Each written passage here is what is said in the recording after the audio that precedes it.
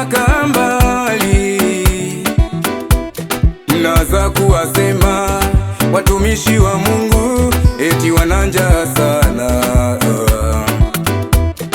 Maneno kwa watumishi wa Mungu mnawasema vibaya. Wakiingia mitani kuhubiri Injili eti wanataka sadaka. Kuna siku mtayakumbuka maneno yao wanayoyasema kwa upendo. Sauti zao zitawajia zikisema, wache maovu, mrudieni Mungu.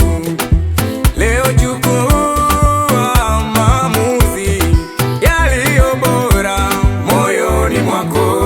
Geuka, geuka, geuka, geuka, geuka, geuka, mtazame Yesu. Geuka, geuka, geuka, geuka, geuka, geuka, mtazame Yesu. Geuka, geuka, geuka, geuka, geuka, geuka, mtazame Yesu.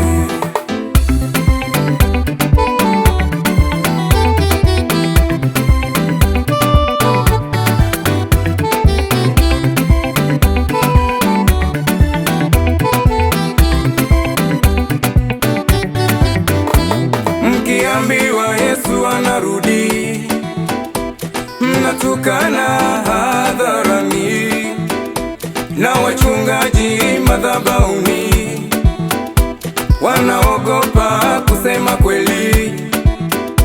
Pale atakaposema Yesu yu karibu, washirika wote watatawanyika. Njoo upokee majumba, magari, hiyo ndiyo Injili iliyobakia. Lakini Yesu bado na watu alio